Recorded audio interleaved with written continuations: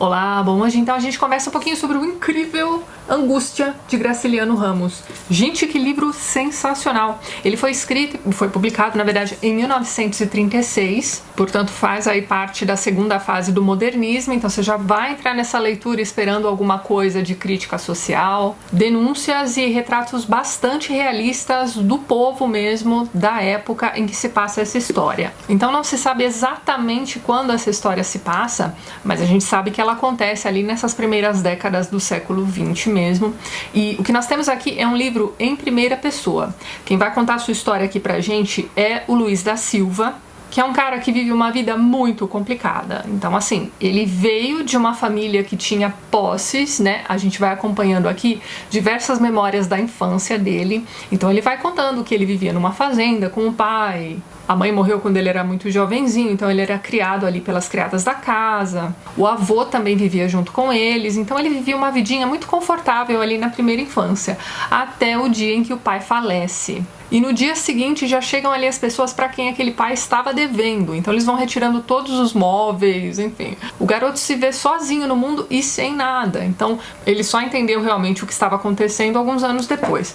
Bem, ele tinha ali uma boa educação na medida do possível, o que possibilitou que ele se tornasse ali professor dos meninos da região.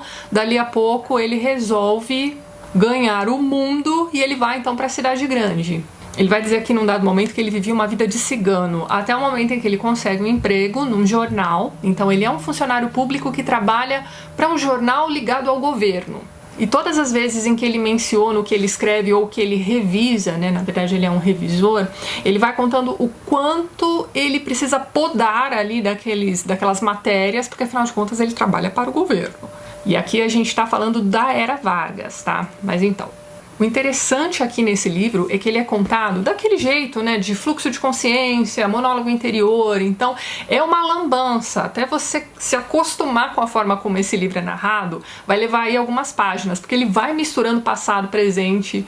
Então ele está andando na rua e alguma coisa que ele vê lembra ele alguma coisa da infância, ele vai contando isso pra gente. Essas memórias da infância muitas vezes são manipuladas, então ele vai manter diálogos dentro da cabeça mesmo, com pessoas que já morreram, vai ligar essas memórias com aquilo que está acontecendo com ele no presente. E bem, como eu disse pra vocês, a vida dele não é fácil. Ele já mora então em Maceió, se eu não me engano, mas ele mora numa pensão e é um quartinho assim muito simples mesmo. Ele tem uma pessoa ali da própria pensão que vai cuidar ali da limpeza, que é uma pessoa que vive pegando as moedas que ele deixa ali nos cantinhos da casa e enterrando no quintal.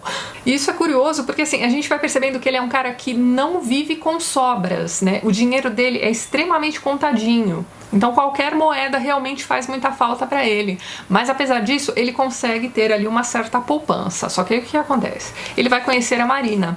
A Marina é uma menina muito jovenzinha, adolescente ainda, muito bonita, muito espevitada e tudo mais. Ele se apaixona por essa vizinha. Mas para levar adiante o relacionamento, ele sabe que precisa se casar com ela, né? Ele conhece os pais, né? São vizinhos ali de porta.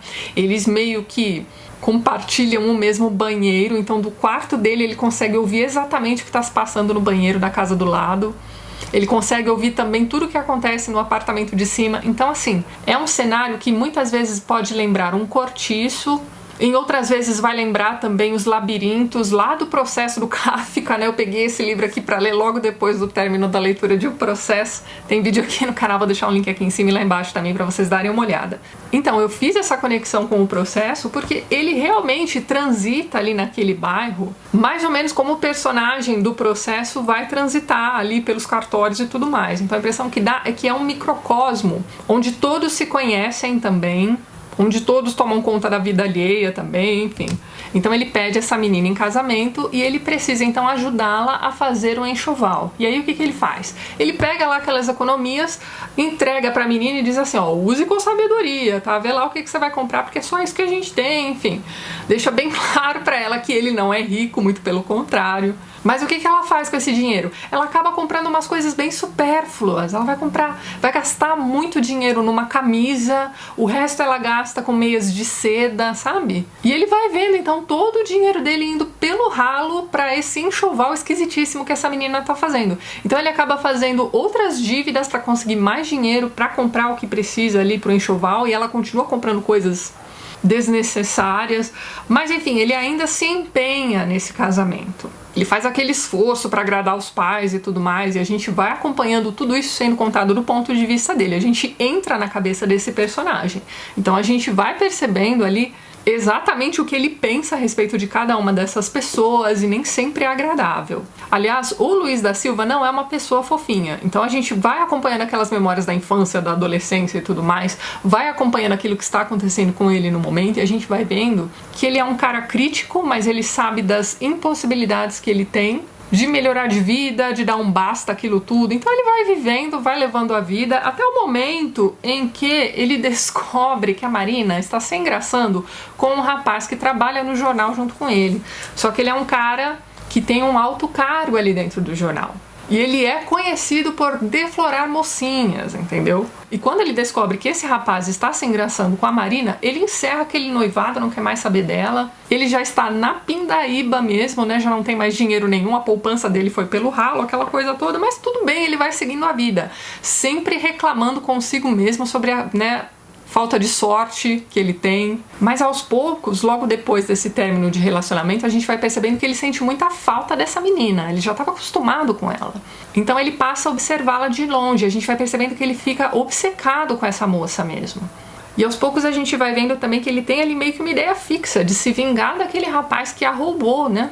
E num dado momento aqui do livro ele vai cometer uma grande loucura. E a partir daí a gente vai continuar dentro da cabeça dele, não é mesmo? Lendo tudo aquilo que ele está pensando sobre o que ele acabou de fazer, etc. E a gente vai percebendo que esses pensamentos frenéticos que a gente tinha acompanhado desde o início do livro são fichinha perto do que vai acontecer depois da loucura que ele comete. Esses pensamentos vão ficando cada vez mais frenéticos. As memórias do passado vão ficando cada vez mais entruncadas com as memórias mais recentes e com aquilo que ele está sentindo e pretende fazer, vira uma loucura danada. E essa movimentação de pensamentos do personagem principal aqui da história me lembrou em diversos momentos o estado em que o Raskolnikov fica em Crime e Castigo. Também tem vídeo aqui no canal, vou deixar o link lá embaixo. Então todo aquele estado febril em que o personagem se encontra no momento em que ele percebe, que ele dá por si e percebe aquilo que ele realmente fez, e aí começa todo aquele processo de culpa e tudo mais, isso em Crime e Castigo. A gente vai ver um processo bastante interessante, parecido com isso também aqui no Angústia. Apesar de que aqui não existe um arrependimento per se. O que nós temos aqui, na verdade, o medo de ser descoberto que faz com que ele se sinta daquele jeito. E uma coisa interessante aqui a respeito desse livro é que quando você chega ao final da história, você pode até pensar assim, poxa, mas ficou esse final em aberto, eu não sei o que aconteceu. Bem, gente, esse aqui é um livro circular. Então o final da história, na verdade, está no início. Então lembra que eu disse para vocês que o início do livro é um pouco confuso, você não sabe exatamente para onde você está indo, para onde o autor está te levando. São muitas memórias misturadas com o cotidiano, com aquilo que ele está vivendo no momento e tudo mais, enfim, tudo misturado, não é mesmo? Pois bem, quando você chegar ao final desse livro, volte para o primeiro capítulo, leia as primeiras páginas novamente, você vai ver que tudo vai fazer sentido e você vai descobrir direitinho o desfecho da história. Gente, que livro sensacional! Aqui no canal a gente já conversou sobre 2 outros livros do Graciliano Ramos, que foram então o Vidas Secas e o São Bernardo, mas esse aqui me parece ser então sua obra-prima. Pelo menos para mim, esse aqui se tornou o meu livro preferido do Graciliano Ramos. Pretendo relê-lo em breve, porque esse é aquele tipo de livro que depois que você termina de ler, e aí você percebe que precisa voltar para o primeiro capítulo para entender tudo direitinho e tudo mais, mesmo assim você fica com a impressão de que você deixou escapar alguma coisa. São muitos pensamentos frenéticos aqui no meio desse livro, E dentre esses pensamentos tem de tudo, gente. Tem aquilo que ele observa quando ele anda na rua, tem aquilo que ele observa das conversas que ele tem com as pessoas, tem as impressões de leituras que ele faz no momento, ele julga pra caramba as leituras que as outras pessoas fazem, então a própria menina por quem ele se apaixona gosta muito de romances de moças, E pra ele aquilo tudo é um lixo, e tem um momento aqui que é muito engraçado. Bem, ele tenta escrever suas próprias histórias também, ele tem um projeto de escrever um livro grandioso e tudo mais, e aí ele vai dizer num dado momento aqui que os livros ruins são excelentes para autores wannabe como ele, ele quer ser um autor um dia ainda, são excelentes para ele porque ele pensa assim, cara, eu vou fazer uma coisa muito melhor do que isso. Então, se esse cara aqui conseguiu ser publicado com este livro porcaria, imagine meu livro, então. Então ele tem esse sonho de se tornar um escritor um dia. De repente você pode interpretar também como o Angústia sendo o livro que ele escreve. mesmo porque está em primeira pessoa, não é mesmo? Olha, gente, baita livro interessante.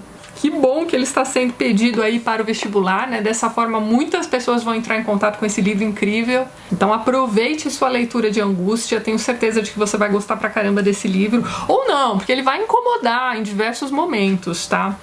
Não é um livro gostosinho de ser lido, não. Esse narrador dá diversas alfinetadas, tanto nas pessoas de quem ele está falando, quanto no leitor também.